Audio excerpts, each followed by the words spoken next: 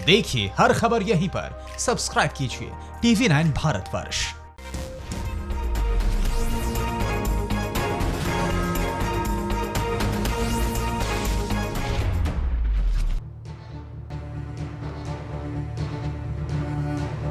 और ये अतिशयोक्ति नहीं होगी कि अगर मैं कहूं कि कब्र खुद चुकी है और उस कब्र में ड्रैगन को दफनाने की तरफ अब कदम बढ़ रहे हैं। दुनिया के बड़े और सर्वशक्तिशाली मुल्क अब फैसला जिनपिंग को करना है कि सुधरना है या जमीन के भीतर समाना है।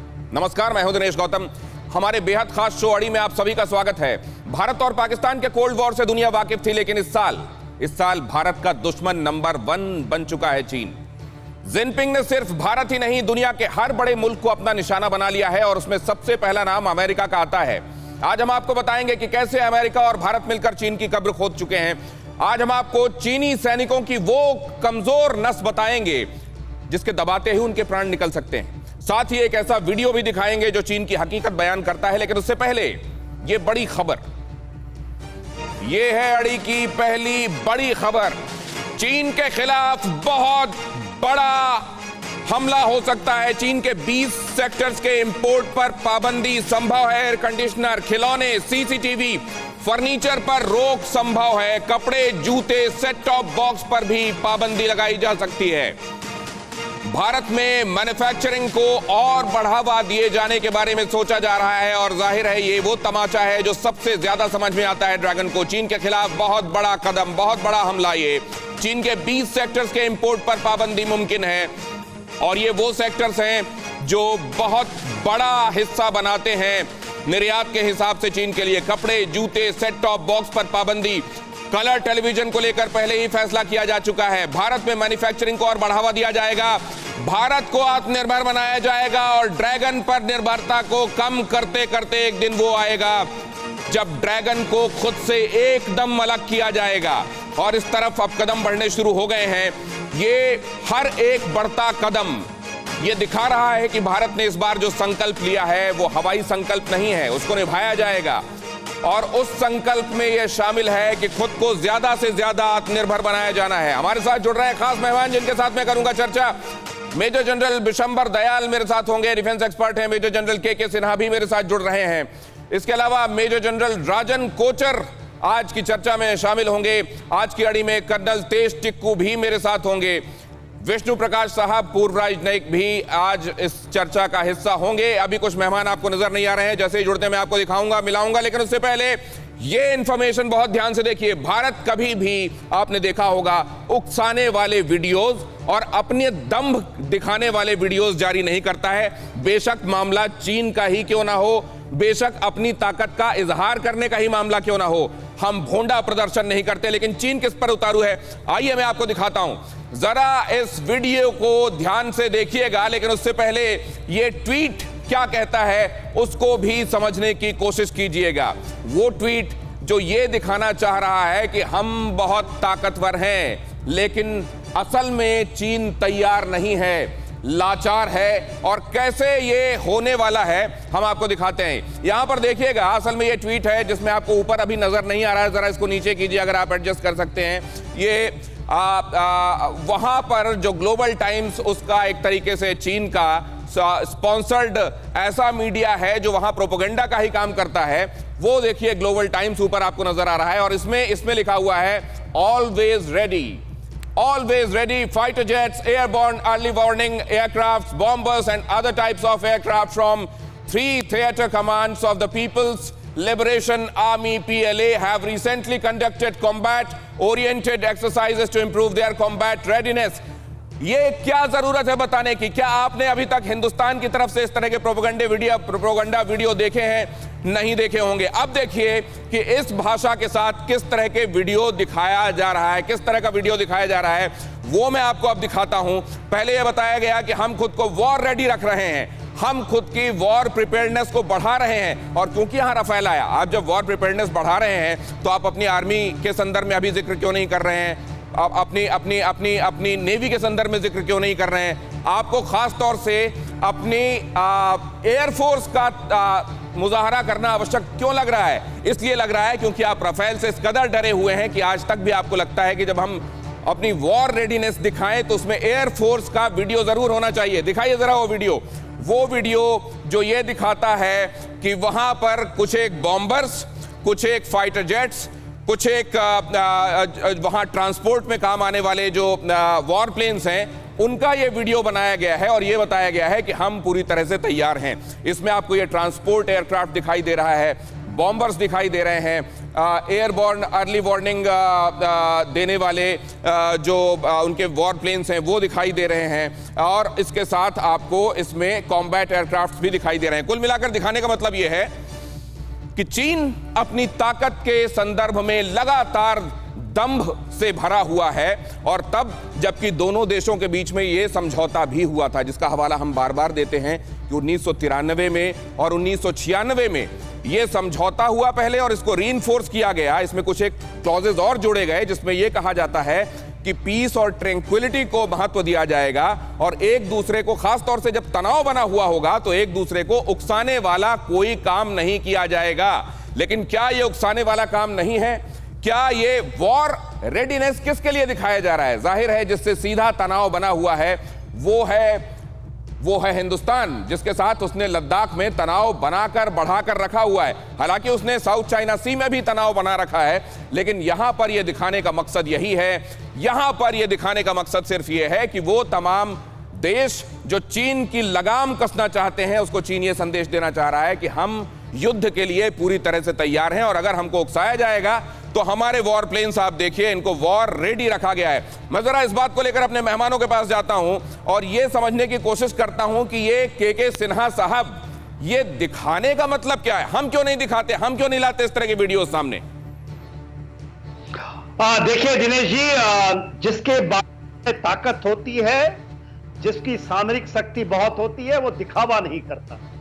दिखावा कौन करते हैं अखाड़े में?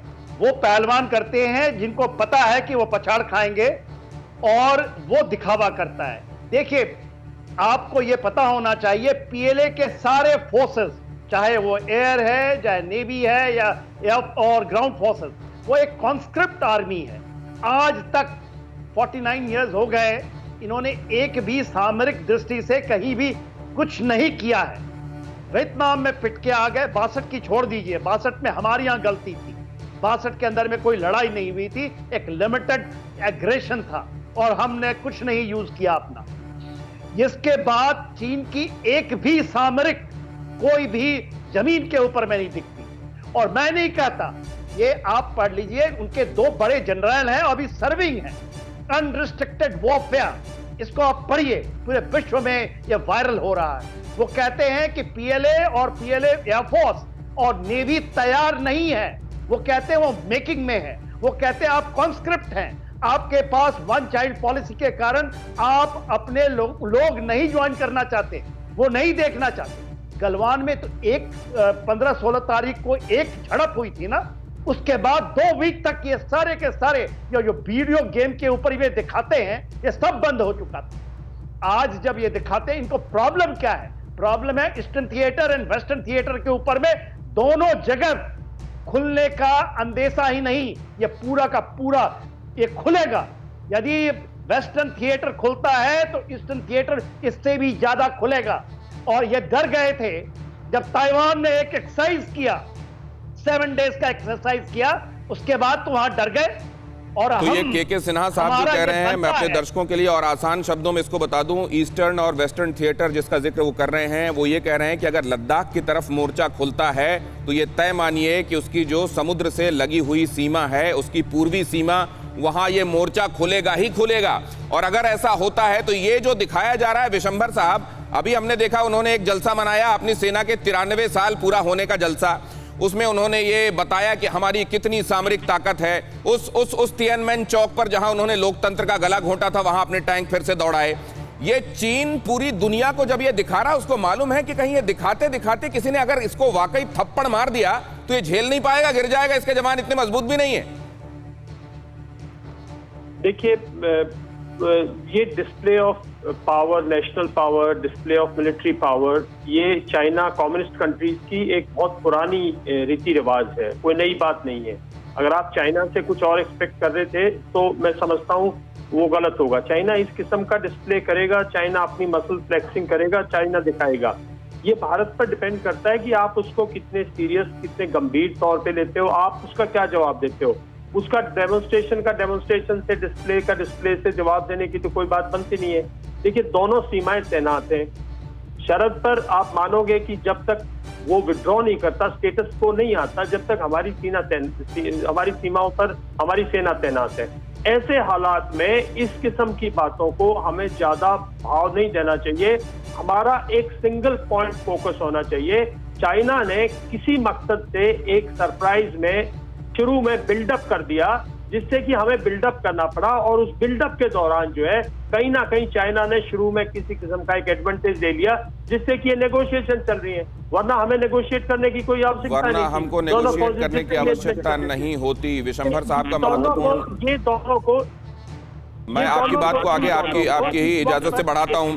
विशंभर साहब का कहना यह है कि इस तरह के वीडियोस उसको जारी करने दिए जाएं, क्योंकि उससे और कोई उम्मीद नहीं की जा सकती। लेकिन अगर हम ये सोच रहे हैं कि चाइना इसके अतिरिक्त कुछ करेगा तो वो हमारी भूल है। हाँ, इस तरह से हमको नहीं करना चाहिए, क्योंकि हम इसके लिए नहीं पहचाने जाते। क्या टिक्कू साहब, अब जबकि साइकोलॉजिकल वॉरफेयर का भी जमाना है, क्या इस ईंट को भी पत्थर का जवाब मिलना चाहिए? विशंभर साहब ठीक कह रहे हैं, इग्नोर किया जाना चाहिए? नहीं, मैं विशंभर साहब की बात से बिल्कुल सहमत हूँ। देखिए, प्रॉब्लम क्या है, चाइना ये जो जितने भी वीडियोस जारी कर रहा है वो अपनी पब्लिक के लिए कर रहा है। हमारी ओपन सोसाइटी है, आप देखेंगे हमारे मीडिया वाले पहले दिन से रिपोर्टिंग कर रहे हैं, हर एक चीज़ दिखा रहे हैं, तो देश को मालूम है हमारे पास क्या है, हमारे पास कितनी क्षमता है, हमारा कितना बिल्डअप है। इनफैक्ट कभी कभी तो मुझे लगता है कि हम शायद क्लासिफाइड इंफॉर्मेशन भी दे देते हैं। लेकिन चाइना में ऐसा नहीं है। चाइना में उनको पता ही नहीं हो रहा, उनको ये भी नहीं पता कि गलवान में उनके कितने आदमी मरे, कहाँ मरे, किस रीजन में मरे, क्यों मरे। तो उनको ये सब प्रोपेगेंडा जो है अपने लिए करना पड़ रहा है, और दुनिया भी साथ में इसको देख रही है। लेकिन मैं आपको एक बहुत इंपॉर्टेंट चीज़ मैं बताना चाहता हूँ। मैं मानता हूँ कि अगर इंडिया और चाइना के बीच में झड़प हुई, और मुझे लग रहा है कि जिस प्रकार से वो गोग्रा हॉट स्प्रिंग में, देपसांग में और पेंगोंग सॉन्ग में पीछे नहीं हट रहे हैं, और वो जगह उन्होंने पकड़े रखी हैं, और वहाँ पर वो डिलेइंग टैक्टिक्स कर रही है, एक स्ट्रेटेजिक स्टेलमेट बना रहे हैं। तो मैं मानता हूँ कि अगले कुछ महीनों में इंडिया के पास कोई और विकल्प बचेगा ही नहीं, कि कोई और विकल्प नहीं होगा। और ये भी कहा जा रहा है कि हमको एक जिम्मेदार मुल्क की तरह बिहेव करना चाहिए। वहां पर ये जो नुमाइश की जा रही है ताकत की, ये भोंडी नुमाइश है, और हम ये ना करते रहे हैं ना आगे करेंगे। इससे पहले कि मैं अगले मेहमान के पास जाऊं, हमारे साथ विष्णु जी भी जुड़ गए हैं, जो आपको इस समय नजर आ रहे हैं। विष्णु प्रकाश साहब, पूर्व राजनयिक, बहुत स्वागत है आपका। राजन कोचर साहब के बाद विष्णु जी के पास मैं सीधे आऊंगा, लेकिन उससे पहले ये अहम खबर आपको बता दूं, अमेरिकी F-35 के सामने फिसड्डी है J-20। चीन ने माना है, ये चीन ने आखिरकार माना कि F-35 की कॉपी है J-20। चेंगडू एयरक्राफ्ट के डिजाइनर का कबूलनामा है ये, रूस नहीं अमेरिका की कॉपी है J-20। और ये बात वहां पर जो फाइटर जेट का डिजाइनर है उसने खुद कबूली है।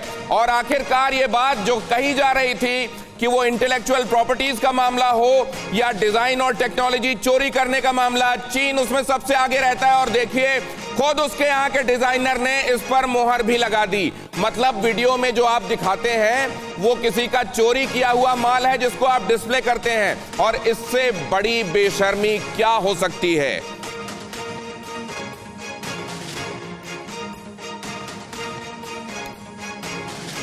राजन कोचर साहब के पास मैं जाता हूं इस बात को लेकर। राजन कोचर साहब, जब ये दिखाता है अपने पास के ये तरकश और तीर का ये मुजाहरा करता है, और पूरी दुनिया को ये मालूम है कि चोरी कर करके उसने ये किया है, उसको शर्म नहीं आती? गौतम जी, आप चाइनीज गुड्स जब इंडिया में आए थे और जब हमने उनको इस्तेमाल किया था, तो हमने एक डिडक्शन आया था सामने कि ये गुड्स जो है ये दिखने में अच्छे हैं पर ये चलते नहीं है। 6 महीने के बाद, 1 साल के बाद आपको उसको फेंकना पड़ेगा। सिमिलरली जो भी इनकी टेक्नोलॉजी है वो है रिवर्स इंजीनियरिंग। कहीं से ये अपनी इक्विपमेंट को चोरी करते हैं और फिर उसके ऊपर रिवर्स इंजीनियरिंग करके ये एक अपना जो वेपन प्लेटफॉर्म को तैयार करते हैं। और इसीलिए ये जो स्टेटमेंट आ रही है, इससे मैं एक बात मैं, क्योंकि मेरे दर्शक ये जानना चाह रहे होंगे, राजन साहब जल्दी से बता दीजिए कि जब आप इस तरह के तरीके से रिवर्स इंजीनियरिंग करते हैं तो क्या वैसा माल बना पाते हैं जैसा आपको चाहिए, या वो नकल ही होती है और उसका कोई भरोसा नहीं होता? उसकी जो एफिकेसी होगी सिस्टम की, वो कभी भी उस तरीके से नहीं होगी जो कि ओरिजिनल इक्विपमेंट मैन्युफैक्चरर जो ओरिजिनल होता है वो ओरिजिनल होता है। और इसीलिए चाइना के माल के संदर्भ में कहा जाता है कि चल गया तो चांद तक और नहीं तो रात तक। अब ये रात तक चलता है, ये चांद तक देखना होगा। लेकिन उससे विष्णु प्रकाश साहब के पास में जाऊंगा। विष्णु प्रकाश साहब, यही उसकी नियत का फलसफा है, यही उसके सिग्नेचर की वैल्यू है, यही जो मेमोरेंडम ऑफ अंडरस्टैंडिंग वो दुनिया भर के साथ करता है, उसमें जो दस्तखत करता है उसकी भी यही वैल्यू है। चले तो चले, नहीं तो उसकी कोई कीमत नहीं है। देखिए, ये जो समझौता करते हैं इसलिए नहीं करते कि समझौता होना चाहिए, पर इसलिए करते हैं कि उनको उस वक्त लगता है कि समझौते में फ़ायदा होता है। तो जैसे हर एक चीज़ की एक्सपायरी डेट होती है, इनकी एक्सपायरी डेट बड़ी फ्लेक्सिबल है। जिस दिन इनका काम ख़त्म हुआ उस दिन समझौते की कोई कीमत इनके लिए है नहीं। और जहाँ तक आप पहले बात कर रहे थे इनके नकली सामान का, इनका सारा जो फाउंडेशन है, नींव है, वो कॉपी करके नकली सामान की बनी है। पर ये ज़रूर है कि अब काफ़ी सामान अच्छा हो गया है पहले से। और मैं जब चीन में था तो 2 तरह के नकली सामान बेचे जाते थे, नकली सामान और असली नकली। तो जो असली नकली फर्स्ट था, कॉपी, हाँ नहीं फर्स्ट कॉपी नहीं, उसको वो तकरीबन असली था। तो ये हाल है। पर जो बड़ी बात ये है कि नकली चीज़ नकली ही होती है। और इनके जो एक आपके पहले मेहमान बात कर रहे थे, बहुत अच्छी बात, बिल्कुल ठीक कह रहे थे। इनके जो लिटिल एम्परर्स बन गए हैं, उनको सिर्फ सुविधा के और अपनी कंफर्ट के, ये अपनी जान जोखिम में डालने वाले नहीं हैं। तो हार्डवेयर बनाने से इतना नहीं होता जब तक आपके पास सॉफ्टवेयर ना हो, मैन पावर ना हो, जो हमारे पास है। जब तक आपके पास हौसले नहीं है, इस तरह के पंख ले भी आएंगे जिनका कोई भरोसा नहीं है, तो आप परवाज हासिल नहीं कर सकते, कह रहे हैं विष्णु साहब भी। लेकिन अब उस तरफ आते हैं जहां पर ये जो विष्णु साहब ने कहा कि एक नकली होता है, एक असली नकली होता है, और इनके यहां तो मुझको लगता है इसके अलावा भी क्लासिफिकेशंस होंगे। असली असली नकली, असली असली असली नकली, असली असली असली और नकली। मैं क्यों कह रहा हूं, मैं आपको दिखाता हूं, आइए देखता हूं। ये है चीन की सेना की हकीकत। अभी आपने देख लिया पीएलए के बारे में क्या कहा जाता है, वो भी आपको मालूम है। दुनिया की सबसे बड़ी सेना होने का दावा किया जाता है। ये कहा जाता है कि इसमें तो 20 लाख के आसपास सर्विंग जो सोल्जर्स हैं, और उसके अलावा ये कहा जाता है कि इसमें 5 लाख के आसपास रिजर्व सैनिक भी रखे गए हैं। लेकिन आपको ये मालूम होगा कि 1927 में जब पीएलए का गठन हुआ था तो ये सिविल वॉर के लिए घर के अंदर बनाई गई सेना घर में ही लड़ रही थी। कुमिंतांग के खिलाफ ये लड़ रही थी, और उसके बाद इसको उसी नाम के साथ कंटिन्यू किया गया पीएलए, और इसीलिए 93 साल अभी 1 अगस्त को मनाए गए। लेकिन इतनी बड़े क्वांटिटी ठीक है आपके पास होगी, लेकिन हकीकत क्या है, अब जरा वो देख लीजिए। इसकी हकीकत ये है, चीन ने जो बनाया है उसकी हकीकत यह है। चीन के सैनिकों की कमजोरी अब देखिए, उनमें कुशलता की कमी है। जब भारत के सामने खड़े होते हैं ना, तो उनको लिटिल एम्परर्स कहा जाता है, छोटे बादशाह। यहां तक आते हैं मुश्किल से। मेरा कद बहुत ज्यादा नहीं है, लेकिन मुझको लगता है कि अगर मेरे बगल में भी खड़े होंगे तो बौने लगेंगे। दूसरे, चरम पर भ्रष्टाचार है पीएलए के अंदर। पीएलए के अंदर उनको यह मालूम है कि क्योंकि ये सीसीपी स्पॉन्सर्ड एक तरीके का गुंडा फ्लैंक है, तो इनके आसपास कोई टच करने वाला आने वाला नहीं है। और जब यह मालूम हो जाता है कि दुनिया भर से जवाबदेही मांगी जाएगी, लेकिन हमको भ्रष्टाचार के बारे में कभी नहीं पूछा जाएगा, तो वहां भ्रष्टाचार पनपने लगता है। और पीपल्स लिबरेशन आर्मी के साथ यही हुआ है।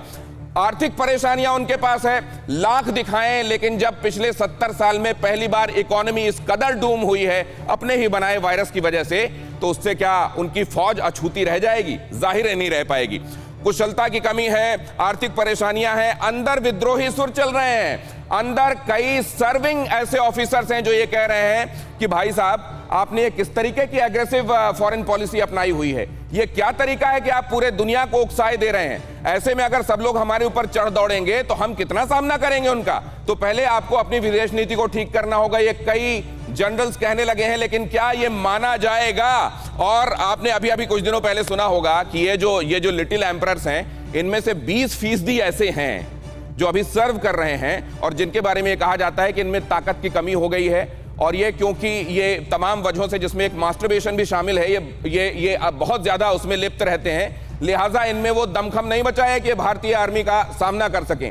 कहा यह भी जाता है कि वहां क्योंकि लंबे समय से वन चाइल्ड पॉलिसी लागू है, जिसको 2016 में खत्म किया गया, ये देखते हुए कि ये तो बूढ़ों का देश बनता जा रहा है, लिहाजा अब वहां पर वन चाइल्ड पॉलिसी खत्म किए जाने के बाद एक परिवार 2 बच्चे पैदा कर सकता है, लेकिन पहले अर्बन जोड़ों को सिर्फ 1 बच्चा पैदा करने की इजाजत थी, इसलिए बहुत लाडले हो गए थे ये। और ये जो लाडले लिटिल एम्परर्स हैं, जब ये जंग के मैदान में जाते हैं तो इनमें लड़ने का मादा नहीं रह जाता, जैसे ही संघर्ष के हवाले होते हैं पसीने निकलने लगते हैं। और यहां हमारे रणबांकुरों ने न जाने कितने बार वॉर रेडीनेस के बारे में ये वीडियो बनाते हैं। हम वॉर रेडीनेस हमने रखी हुई है क्योंकि हमारे पड़ोसियों ने हमको वॉर रेडी किया हुआ है।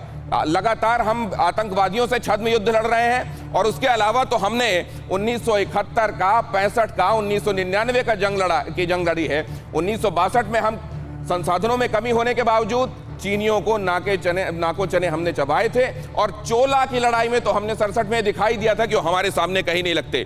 तो ये तमाम जो फैक्टर्स हैं वो पीएलए को दिखाने वाला थप्पड़ बनाते हैं, मारने वाला नहीं। क्या मैं ठीक कह रहा हूं सिन्हा साहब? आप इससे सहमत हैं कि ये कहने वाली बातें ज्यादा हैं, जब असल में जोर आजमाइश की बारी आएगी तो ये फुस पटाखे साबित होंगे?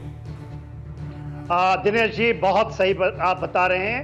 एब्सोल्युटली। देखिए, पीएलए को समझने के लिए मैं पीएलए पे जब आऊं, मुझे इजाजत दें तो मैं J20 के ऊपर मैं बोलना चाहता हूं एक सब। देखिए, J20 का इन्होंने सर्वर से, जो चाइना में बेस्ड है, यूएस सर्वर से इन्होंने चोरी की थी, और जो B-22 बॉम्बर्स हैं उसके डिजाइन चोरी किए थे, और पाकिस्तान में जो F-16 आए थे उसके डिजाइन उन्होंने वहां से लिए थे, और इन्होंने बनाया एक J20 को इंडियन रडार ने पकड़ लिया, तो स्टेल्थ बॉम्बर तो हो ही नहीं सकता। दूसरे बात सर, मुझको लग रहा है आज इसको एक नाम दे देते हैं सर, आज अड़ी में इसका नामकरण कर देते हैं सर। ये जुगाड़ 20 है वहां का, ये J20 जो वहां का है ये जुगाड़ 20 है। जल्दी से अपनी बात करें, बाकी मेहमानों के पास जाता हूं। देखिए, दूसरा दिनेश जी, आपने जो बोला पीएलए के बारे में, देखिए कॉन्स्क्रिप्ट आर्मी है। मैं जब इनके 28 सोल्जर्स ऑफिसर्स मेरे साथ एक यूएन मिशंस में मेरे नीचे काम किए हुए हैं, और उसमें से आधे पॉलिटिकल कमिश्नर थे, आधे इनके एक्चुअल थे। पॉलिटिकल कमिश्नर्स की है वो, उनकी ओहदा बहुत ज्यादा होता है, वो लड़ाकू नहीं होते। आधे बटालियन यदि आप लेके चलेंगे तो आधे तकरीबन पॉलिटिकल कमिश्नर्स होते हैं। जो आपने कहा लिटिल एम्पायर, वो लिटिल एम्पायर सर, मैंने ये भी पढ़ा कहीं, द गार्जियन की रिपोर्ट है कि 2016 में इनकी अफ्रीका में तैनाती हुई थी पीस कीपिंग के लिए। जिस शरणार्थी शिविर को इनको प्रोटेक्ट करना था, वहां पर जब वहां विद्रोहियों ने हमला किया तो ये भाग खड़े हुए वहां से, पता नहीं चला कहां गए ये लिटिल एम्परर्स। अब मैं इस बात को आगे लेकर जाता हूं, विशंभर साहब के पास जा रहा हूं। सर, आपके पास आऊंगा सिन्हा साहब, आपकी आज्ञा से। विशंभर साहब, क्या स्वॉट एनालिसिस है पीएलए का सर? वो बॉर्डर पर है, मैं समझता हूँ जिनको बात करनी चाहिए वो लोग बात नहीं कर रहे, जिनको लात मारनी चाहिए वो लोग बात कर रहे हैं। भारतीय सेना को कुछ ना कुछ अब ऐसा करना चाहिए कि जो उसने 15-16 तारीख को जो उसको लेसन सिखाना था, पूरा लेसन, वो इस टाइम ये मौका नहीं गंवाना चाहिए, और चाइना को वंस फॉर ऑल एक लेसन सिखाना चाहिए। और डिप्लोमेटिक बात करनी है तो मिनिस्ट्री ऑफ एक्सटर्नल अफेयर बात करें, एनएसए बात करें। देखिए, फौजें बात करने से कुछ हासिल नहीं होगा, दोनों तरफ ऐसे ही दबाव बना रहेगा, वो थोड़ा पीछे चला जाएगा। एक नेशनल एम है, उसका क्या नेशनल एम था, हमारा क्या नेशनल एम है। लेकिन आर्मी को इस टाइम पे, ग्राउंड फोर्सेस को इस टाइम पे, चाइना को, हम सबको मालूम है कि चाइनीज फोर्सेस जो है वो वॉर वेटरन्स नहीं है, वॉर ट्रेन नहीं है, एक्सपीरियंस नहीं है। हमें मालूम है कॉन्स्क्रिप्टेड आर्मी है, ये सब हमें मालूम है। सिर्फ ये है कि उसके पास ग्राउंड फोर्सेस में नंबर हो सकता है ज्यादा, हो मोबिलाइजेशन क्योंकि उसका इंफ्रास्ट्रक्चर बेटर है, लेकिन इन चीजों से भारत डिटर नहीं होते। कारगिल में हम डिटर नहीं हुए, तो हमें जो हमारे पास जो एक्सपर्टीज है ना, जो हमारी एक्सपर्टीज है, let me move on sir. Rajan साहब के पास मैं जाना चाह रहा हूं, लेकिन राजन साहब के पास जाने से पहले मैं आपको बता दूं कि 6:30 बजे हम किस पर बात करने वाले हैं। टिकटॉक को लेकर अमेरिका और चीन में टक्कर के संकेत साफ हैं, और अब ये किधर जा रही है बात, ये हम आपको बताएंगे। लेकिन उससे पहले भारत की राखी ने भी टक्कर दी है। टिकटॉक को लेकर अमेरिका चीन में टक्कर, और ट्रंप की सख्ती के बाद चीन बेहद डरा हुआ है। चीन ने कहा है कि अमेरिका दादागिरी कर रहा है, अमेरिका WTO के प्रिंसिपल तोड़ रहा है। चीन के विदेश मंत्रालय के प्रवक्ता ने बयान जारी करके कहा है कि वर्ल्ड ट्रेड के तहत जो नियम बनाए गए हैं वो आप नहीं मान रहे हैं। राजन साहब के पास मैं जाता हूं। राजन साहब, कमाल हो गया ये तो मतलब उल्टा चोर कोतवाल को डांट नहीं रहा है, बल्कि कोतवाल को इसने जेल के भीतर भेज दिया। देखिए, ये जितने ट्रेड वायलेशंस हुए हैं ये चाइना ने किए हैं, और अब जब पासा पलट गया है और अभी इस यूएस का जो प्रेशर आ रहा है चाइना पे, और अब उससे एक्चुअली सहन नहीं हो रहा है, इसलिए ये सारे स्टेटमेंट्स आ रहे हैं। दूसरी जो लड़ाई के बारे में जो इसको मेरे दो फौजी फ्रेंड्स ने अभी बात करी है, एक अंग्रेजी की कहावत है, barking dogs seldom bite. Right.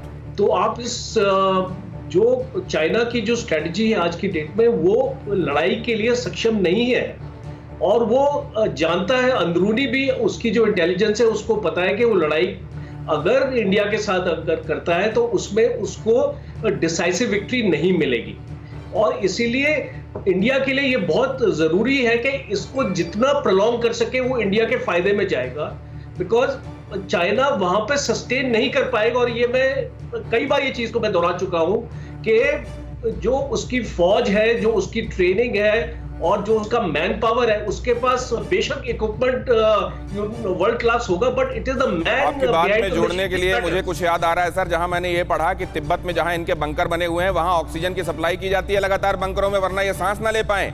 और हमारे यहाँ तो रक्षा मंत्री हो या प्रधानमंत्री बगैर एक्लेमेटाइज हुए वो हजारों फीट की हाइट में चले जाते हैं, तो फिर जवानों की तो छोड़ ही दीजिए। टिक्कू साहब के पास इस बात को लेकर मैं जाता हूं।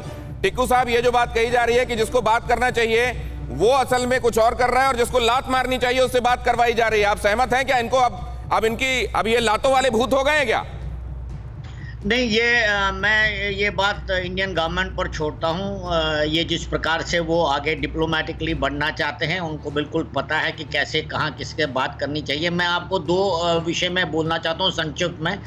पहली बात तो ये है कि चाइना किसी को बोले कि आप दादागिरी कर रहे हैं, ये कमाल की बात है। देखिए, 2016 में आर्बिट्रेशन पैनल ने फैसला दिया था कि आपका जो साउथ चाइना सी में जो भी कार्रवाई कर रहे हैं वो गलत है, आप पीछे हट जाइए यहाँ से। और चाइना वो बाइंडिंग है, यूनाइटेड नेशंस लॉज के मुताबिक वो आर्बिट्रेशन कमीशन का जो फैसला बाइंडिंग है। चाइना ने उस मामले का जिक्र कर रहे हैं, उन्होंने 9 डैश लाइन आगे लाई।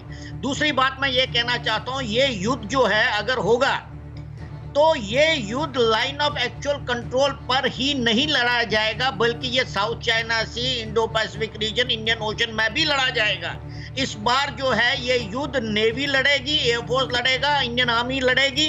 तो मैं मानता हूं इन तीनों जगहों पर जो है चाइना को बहुत मार पड़ने वाली है अगर वो अपनी हरकत से बाज नहीं आते। चाइना ने अपने गाल को दुनिया के सामने यूं रखा है इस बार लोगों को उकसाने के बाद कि अब वो अपने गाल की खैर मनाए। लेकिन मैं इसको लेकर विष्णु प्रकाश साहब के पास जा रहा हूं। विष्णु प्रकाश साहब, मुझे याद आ रहा है वो करम उंगलियों पर गिनते हैं जुल्म का जिनके कुछ हिसाब नहीं।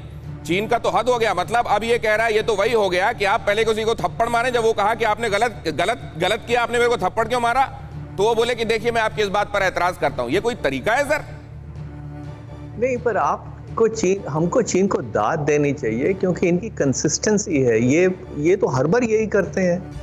ये जैसे आपने कहा उल्टा चोर कोतवाल को डांटे। जब 15-16 जून का हमारा हुआ था वाकया और हमारे जवानों पे इन्होंने अटैक किया था, तो आपको याद होगा कि उससे 2 दिन बाद वांगी जो इनके फॉरेन मिनिस्टर हैं, उन्होंने हमारे विदेश मंत्री को क्या कहा कि भारत ने ये किया है, और इसका छानबीन की जाए और सख्त कार्रवाई की जाए।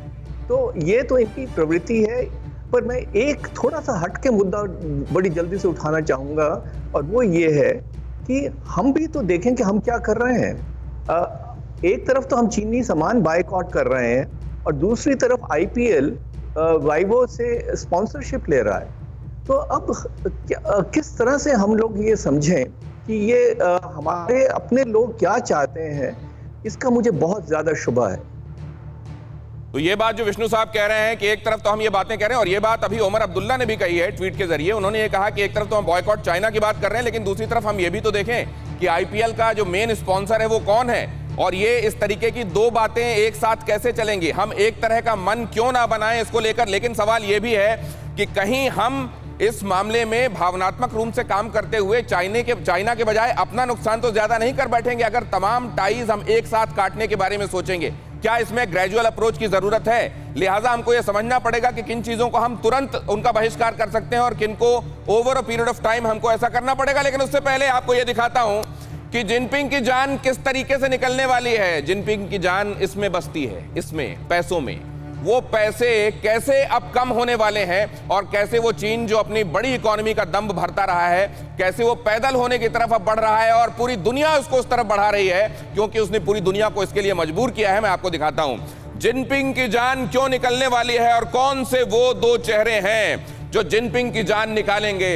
प्रधानमंत्री नरेंद्र मोदी, जिन्होंने आत्मनिर्भर होने का इशारा दे दिया था, बहुत ज्यादा नाम नहीं लिया चीन का, कभी खुलकर बातें नहीं की, लेकिन उन्होंने मंतव्य जाहिर कर दिया कि हम चाहते क्या हैं, और जाहिर है वो बातें कम काम ज्यादा पर यकीन करने वाले हैं। और यहां पर आपको दूसरा चेहरा दिखाई दे रहा है, डोनाल्ड ट्रंप, जिनके यहां पर इलेक्शंस भी हैं, उनको अपनी होम कॉन्स्टिट्यूएंसी को एड्रेस करना है। और वो जबकि ये कहे जा रहे हैं, चीन की तरफ से बार बार उनकी तरफ टॉन्ट मारा जा रहा है और ये कहा जा रहा है कि देखिए आप किस तरह की डेमोक्रेसी और कैसे बड़े नेता हैं, कितनी बड़ी इकोनॉमी है आप। जब आप एक वायरस को नहीं संभाल पाए, आप सबसे ज्यादा प्रभावित हो गए हैं और आपके यहां सबसे ज्यादा संक्रमित लोग हैं, तो फिर आप आप सबसे बड़ी इकोनॉमी और सबसे उन्नत देश होने का दंभ क्यों भरते हैं? तो एक तरफ बार बार इस आदमी की ईगो पर चोट किया जा रहा है और इस आदमी के पास ये रीजन भी है कि इसको इस साल चुनावों में भी लोगों को जवाब देना है। लिहाजा इन दोनों लोगों के साथ पंगे लेकर इस व्यक्ति ने, जो बीचों बीच बैठा हुआ है और जिसकी एम्बिशन अंधी है, जो ये नहीं देख पा रहा है कि जो काम वो कर रहा है आने वाले दिनों में कितनी बड़ी तबाही का न्योता वो अपने आप को दे रहा है, बीचों बीच ये आदमी दिखाई दे रहा है। चाइनीज राखी बंद, 4000 करोड़ का नुकसान, 4000 करोड़ का नुकसान। एक राखी नहीं मनाई गई चाइनीज धागों के साथ, 4000 करोड़ का नुकसान। हिंदुस्तान ने एक जबरदस्त चपत मारी है ड्रैगन को। और यहां देखिए, डोनाल्ड ट्रंप ने अल्टीमेटम दे दिया है माइक्रोसॉफ्ट से डील करने के लिए और 45 दिन का अल्टीमेटम है। अगर डील होती है तो बढ़िया, वरना वहां से बोरिया बिस्तरा समेटो।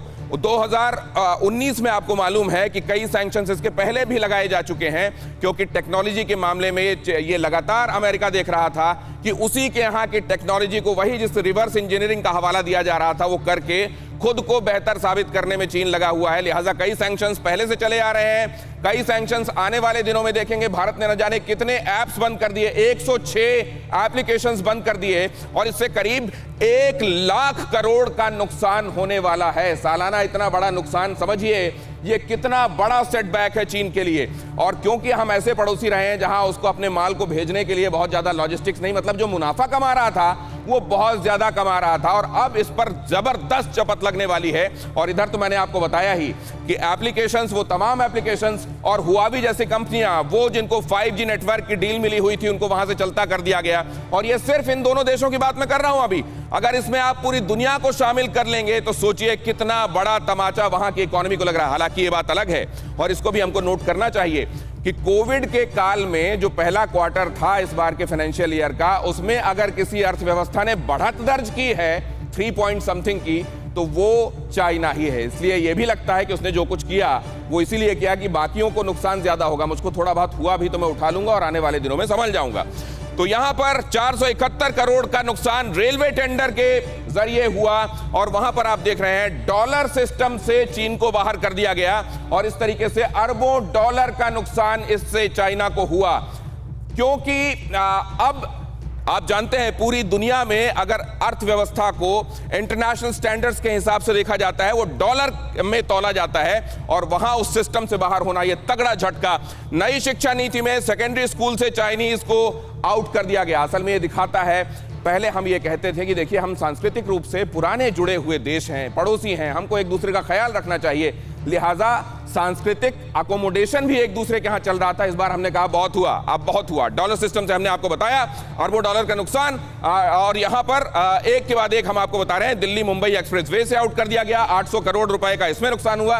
राखी से लेकर टेंडर्स से लेकर एप्लीकेशंस से लेकर हर वो मुमकिन जगह जहां से इकोनॉमिकली उसको परेशानी पहुंचाई जा सकती है वो पहुंचाई जा रही है। और ये हमने नहीं किया, इसके लिए हमको मजबूर किया गया है। अब मैं चलता हूं एक बार फिर से और विष्णु साहब जो कह रहे थे उसी बात पर मैं आता हूं। विष्णु साहब आपके पास फिर से आ रहा हूं।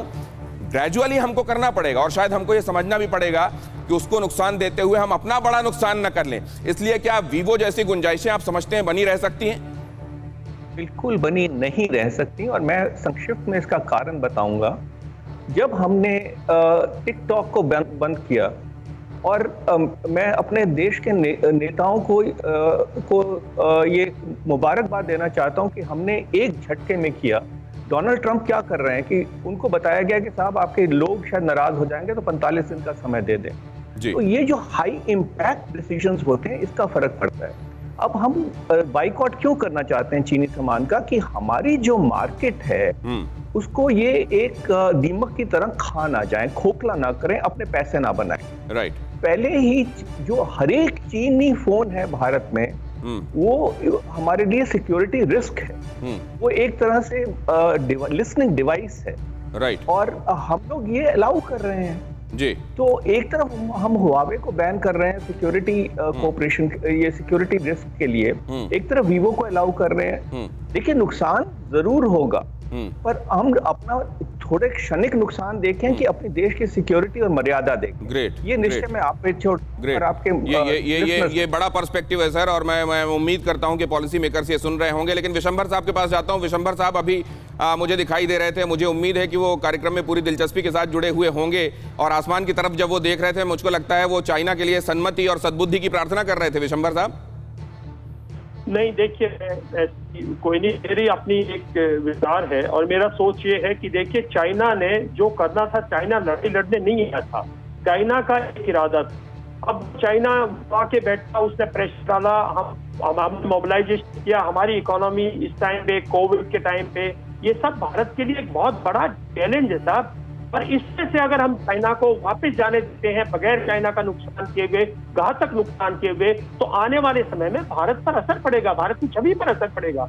मेरा सिर्फ इतना मानना यह है कि इस टाइम पर एक जॉइंटनेस के साथ आर्म्ड फोर्सेस भी प्रेशराइज करें, अच्छे लिमिटेड वॉर करें। मैं नहीं कह रही आप अगर 15-16 तारीख को 15-16 की तारीख को 20 जवान शहीद हो सकते हैं, और वो लड़ाई में तो लड़ाई में तो क्या है, लड़ाई है। आप भी ऐसी लड़ाई कर सकते हो और भी लड़ाई कर सकते हो ऐसी वहां बॉर्डर पर, और बाइकआउट कीजिएगा, और इंटरनेशनल कम्युनिटी जो चाइना के अगेंस्ट है उसको एक्सप्लॉइट कीजिएगा। इंटरनेशनल कंट्रीज टाइम लेंगी अगेंस्ट होने में, लेकिन जो पॉपुलेशन है इंटरनेशनल, विशंबर साहब कह रहे हैं अगर उसको नटशेल में हम लें तो वो ये कह रहे हैं कि this is the time we must make most out of it, इसको हमको जाने नहीं देना चाहिए। विशंबर साहब की इस बात को लेते हुए अब मैं अपने दर्शकों के सवाल भी ले लेता हूं, उनकी टिप्पणियां भी ले लेता हूं, क्योंकि मेरे पास वक्त कम बचा है और अपने मेहमानों के पास में जाऊंगा ये इस पर जवाब लेने के लिए। पहला सवाल यह है, प्रोफेसर विवेक सिंह कह रहे हैं कि सभी बातें चीन की हताशा और निराशा दिखा रही हैं। भारत आज आर्थिक और सैन्य रूप से बहुत सशक्त है, कैसे विदेशी व्यापार में हम इसको पछाड़ सकते हैं, इस सब पर मैं विस्तार से मैंने लिखा है। और ये जो बात कही जा रही है कि हम पछाड़ सकते हैं, क्या ये इमीडिएटली मुमकिन है राजन साहब, या इसके लिए हमको अब एक स्ट्रैटेजी बनानी पड़ेगी, लॉन्ग ड्रॉन स्ट्रैटेजी, और उसमें हमारे पड़ाव सुनिश्चित होने चाहिए? देखिए गौतम जी, ये बहुत आसान है, अगर आप चाइनीज गुड्स को बंद कर देंगे और सब कुछ कर देंगे, पर आपकी इंडस्ट्री भी तो टेक ऑफ करनी चाहिए। राइट। मेक इन इंडिया 5 साल पहले अनाउंस हुआ था, और अगर आप इसको अभी तक एनालाइज करेंगे, हम कहाँ तक पहुंचे, कितने हम अपने सिस्टम्स को इम्प्रूव करना चाहते हैं, पर यहाँ पे ब्यूरोक्रेसी इतनी स्ट्रांग है। सर आपकी जो बात है इसको लेकर मैं आगे चलता हूं। आप कह रहे हैं कि सिर्फ बातों से नहीं है, काम करना पड़ेगा हमको, और जिस दिन हमारे पास दिए होंगे उस समय उनकी हम ट्यूबलाइट अगर बुझाना चाहते हैं तो बुझा सकते हैं। देव त्रिपाठी कह रहे हैं, आप सभी से यह सवाल है कि क्या यह सही वक्त है चीन को उसकी सरहद में समेटने का? टीकू साहब, यही वो टाइम है क्या? देखिए सवाल ये टाइम का नहीं है, सवाल ये है कि आप उनको फिंगर 4 से पीछे कैसे हटाएंगे। पहली बात तो ये देपसांग से कैसे हटाएंगे और गोगरा हॉट स्प्रिंग से कैसे हटाएंगे, क्योंकि वो आकर बैठ गए, ये आपने एक्सेप्ट किया है कि ये तीनों जगह से वो नहीं हट रहे हैं पीछे, तो आपको तो ये करना ही पड़ेगा किसी तरीके से। आप इसको एक्सेप्ट नहीं कर सकते, क्योंकि अभी अमेरिका के फॉरेन सेक्रेटरी ऑफ स्टेट ने बिल्कुल क्लियरली बोला कि चाइना इज टेस्टिंग वाटर्स। वो देख रहा है कि कि हम अगर इतना आगे बढ़ेंगे तो दुनिया कैसे रिएक्ट करेगी।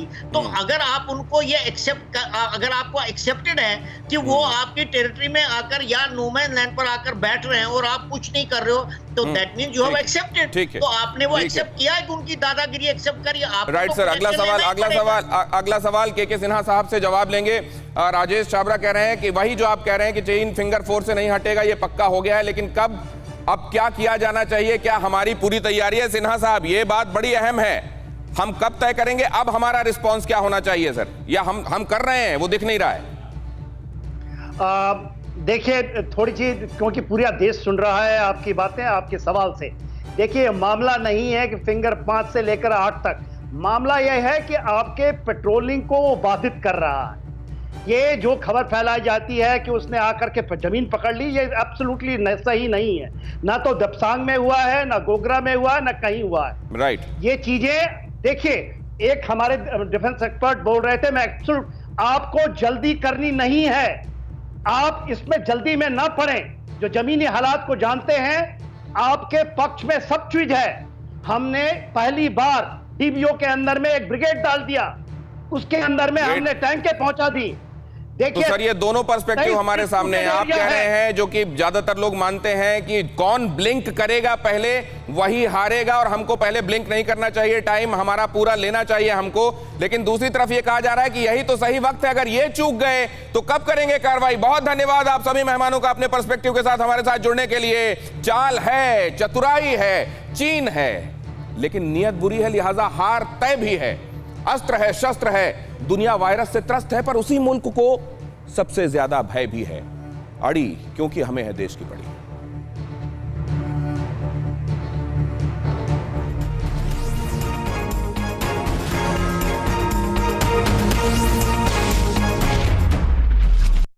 फिक्र आपकी, सोमवार से शुक्रवार रात 9 बजे सिर्फ TV9 भारतवर्ष पर।